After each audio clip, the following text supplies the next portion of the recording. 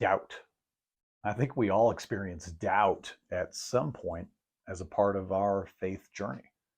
It's honestly become one of my favorite faith related subjects to talk about, which is why I am incredibly excited to introduce you to a guest preacher for today. Kat Wordsworth is the author of a powerful, poetic, and peaceful book called Let's Talk About Doubt.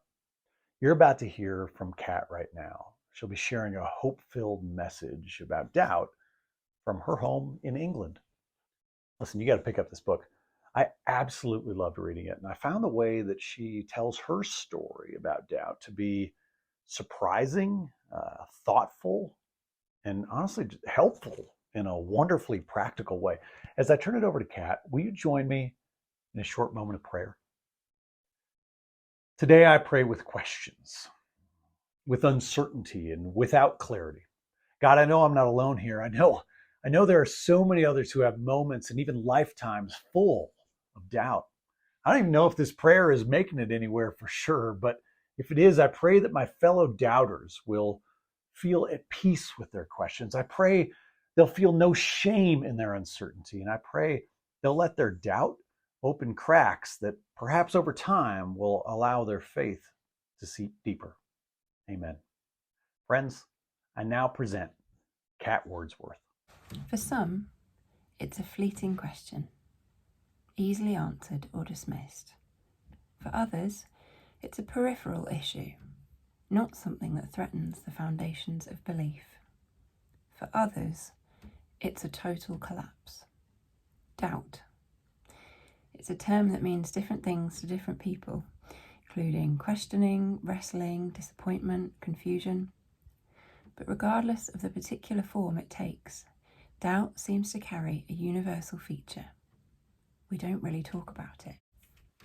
Whatever the reason for this silence, whether fear, misunderstanding, or simply the fact that we aren't always very good at talking about difficult things, the end result is the same. Doubt is not often a visible conversation. Talking about it seems to be the exception rather than the rule. But make no mistake, just because doubt is not often spoken about doesn't mean it isn't there. Scratch the surface and questions are being asked. We live in the tension that although doubt is normal, it is not often normalised. Although it is common, it is not often communal. The reason that I think this is a problem, the reason that drives me as a deeply introverted and shy human to talk about it, is because about 14 years ago, doubt brought about a complete collapse of my own faith. I had questions about everything: theology, the Bible, other religions, other Christians, even whether God was really there. My faith completely disintegrated. And although the wrestling was difficult, almost impossible at times, what made the situation significantly worse was the fact that I had no roadmap for navigating doubt. I had never heard a story of doubtful faith told from the front of church, or even from just within my community. My understanding of faith didn't leave any room for questions. I thought I was the only one, that experiencing doubt meant I couldn't be a real Christian. I didn't know where to go for help. I became isolated in my own mind, under attack from guilt, shame, and fear. For the narrative that I had absorbed told me that doubt was weakness, a failure of faith, a sign of immaturity. So I swallowed it down, doing everything that I could to suppress my questions. Terrified that being honest would lead me to losing my community, I stayed silent. Doubt became a dirty secret that slowly but surely ate away at my heart. Fortunately, that is not where my story ends. For eventually, I did find people that I could talk to. I found safe community where vulnerability and honesty were welcomed. I found a place where I was free to let everything that I had bottled up come out into the light. Over time, I've slowly rebuilt my faith to a point that it is stronger and more precious to me than it was before doubt stripped it bare.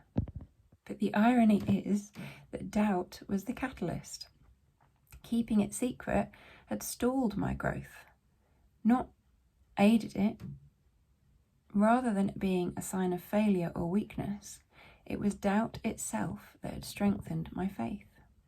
It forced me to make my faith my own, to take it seriously, to continue seeking, to refine my ideas about God, all of which I hope is a process that will never end.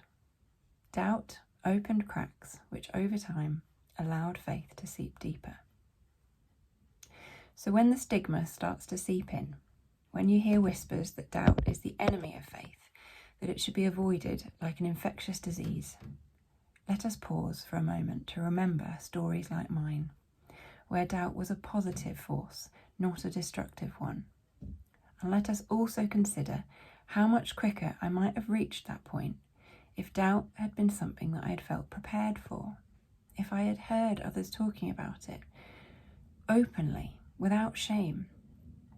We need to talk about doubt for ourselves, but also for the others in our community who need examples, who need more places of safety where they can let everything out into the light, who need people unafraid of doubt, who recognise that talking about it is a privilege, a holy moment, one of trust and vulnerability and faith. Let us end by also taking a moment to remember how Jesus responded to doubt.